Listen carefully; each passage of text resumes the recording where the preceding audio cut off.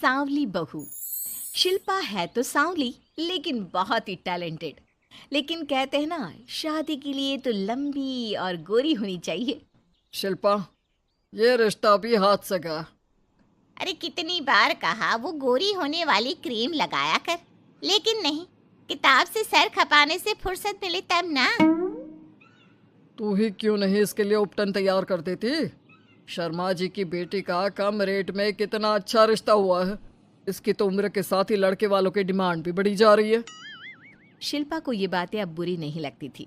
लगे भी क्यों, बचपन से सुन जो रही थी वो ये सब कुछ।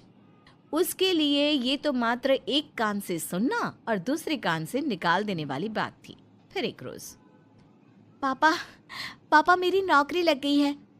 वाह, अच्छा। कहाँ बेटा?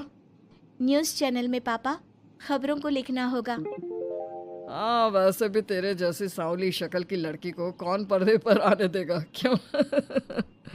चल, 4 पैसे कमाने लायक हुई है तो लड़के वालों को बोल देंगे कि कमाती भी है। फिर शायद कोई कर ले शादी। हाँ सही कह रहे हैं। वैसे बेटा कल शाम को एक लड़का और आने वाला है, उसे भी देख लेना। शिल्पा को इस बार गुस्सा आ जाता है। अच्छे न्यूज़ चैनल में नौकरी लगने की खुशी भी माँ पापा के चेहरे पर नहीं दिखती। अगले रोज ऑफिस से शिल्पा घर आती है तो सामने बैठा होता है हिमांशु। हिमांशु शिल्पा को देखता है तो पहली नज़र में तो वो उसे पसंद नहीं आती, लेकिन फिर भी फॉर्मेलिटी तो करनी थी। हाँ, ओके, तो क्या शौक है तुम्हारे और खाने में क्या क्या बना लेती हो? मुझे पढ़ने लिखने का शौक है। खाना बनाना नहीं आता, बिल्कुल भी नहीं आता।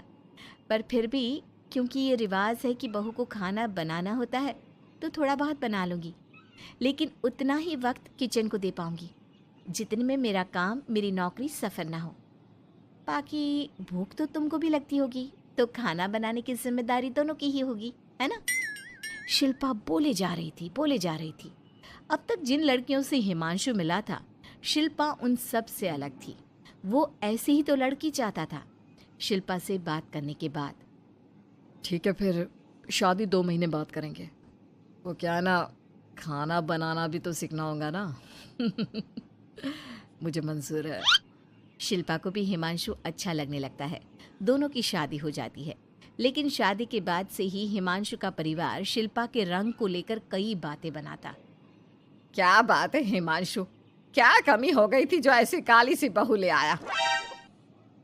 काली काली तो नहीं है। हाँ, मेरी शिल्पा का रंग हल्का सांवला है। वैसे आप तो कृष्ण की भक्त हैं, जानती है ना, उनका रंग भी सांवला था। अब सांवले रंग के कृष्ण की पूजा, तो सांवली मेरी बीवी खराब कैसे? बात तो सही भी थी। क्यों सांवला रंग खराब माना जाता है? शिल्पा पति का तर्क सुन रही थी। थोड़ी देर के बाद, क्या बात है, शब्दों का जादू आ गया। क्या तर्क दिया आपने सांवले रंग के समर्थन में? तो क्या तुम ही पत्रकार हो? अरे तुम्हारा पति भी कम नहीं है। शिल्पा रोज एक नई तरक्की छू रही थी। कभी विदेश दौरा तो कभी बड़े बड़े लोगों का इंटरव्यू। एक दिन, सुनो, आज का दिन बहुत खास है। मैं मुख्यमंत्री जी का इंटरव्यू लेने जा रही हूँ। अरे वाह, क्या बात है, सही है यार। तभी ससुर आ जाते हैं। बहू, थोड़ा मेकअप भी कर लेना, वरना काली काली फोटो सब जगह आएगी। अरे हम तो शर्म के मारे किसी को दिखाते भी नहीं कि ये हमारी बहू है। न जाने क्या कमी थी। अरे वो शारदा दीदी की बहू देखो, कैसे मक्खन की तरह गोरी है। और नताशा, वो तो ऐसे लगता है जैसे भगवान ने दिल खोल कर रंग दिया है उसको। अरे माँ, आजकल रंग नहीं बुद्धि का जमाना है। हाँ, तो वो दोनों कहाँ पागल है, अच्छा खासा घर देख रही है। शिल्पा को ससुर की बात पर गुस्सा तो आता है, लेकिन वो मूड खराब नहीं करना चाहती। वो तो बस तैयारी करती है कि जल्दी से अच्छा सा मुख्यमंत्री का इंटरव्यू हो जाए और दुनिया देखे। होता भी यही है। शिल्पा जब शाम को घर आती है तो, अरे चाची, बुआ, फूफा जी, कैसे हैं आप सब? कैसे आना हुआ? शिल्पा को आसपास के लोग भी देख रहे थे। वो भी जानती थी कि उसने जो इंटरव्यू किया वो कितना वायरल हो रहा है। अरे बहू, बड़े लायक हो तुम। औरत होकर दुनिया की इतनी जानकारी। कितनी समझ है तुम्हारे अंदर। वाह वाह बहू, तुमने तो हम सबका सीना गर्व से चौड़ा कर दिया। सास ये सब देखकर सोच रही थी कि भाई ऐसा भी क्या हो गया, इन्होंने तो बहू को हीरो बना रखा है। मैंने तो शिल्पा को उसी दिन समझ लिया था जब पहली बार मिला था। मैं तो जान गया था कि ये लड़की अलग है।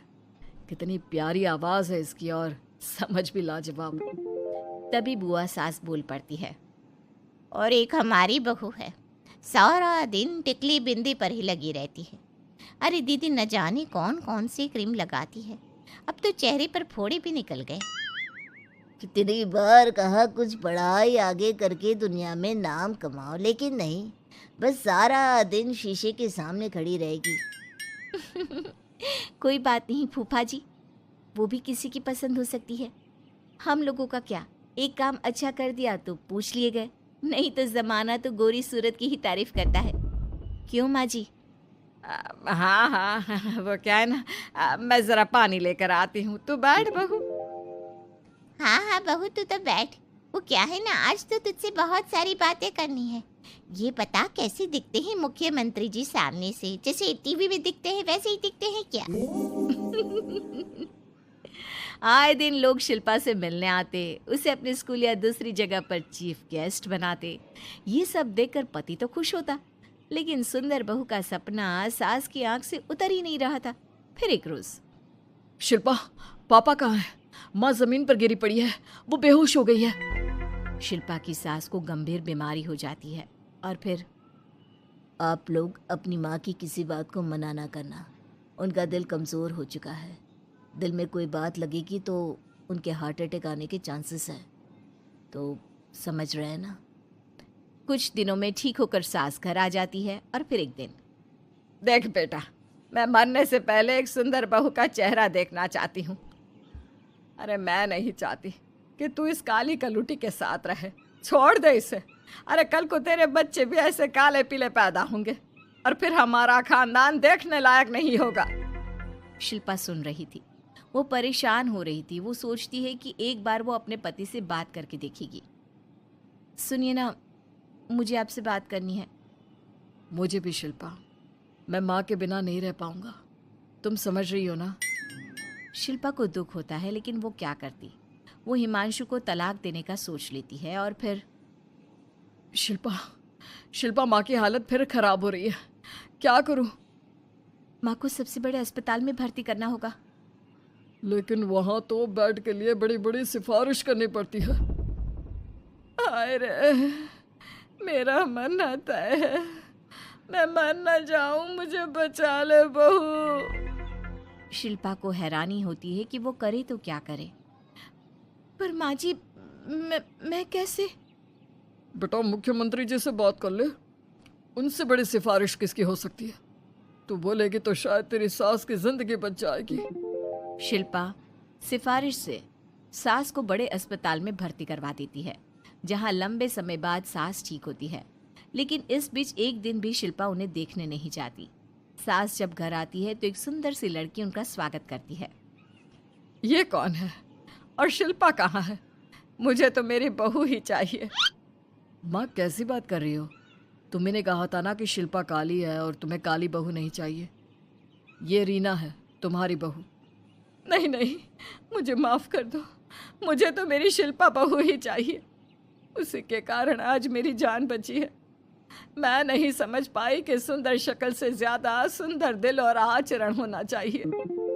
लेकिन अब क्या, अब तो देर हो चुकी थी। हिमांशु भी जानता था कि आत्मसम्मान वाली शिल्पा अब उसकी जिंदगी में वापस नहीं आएगी।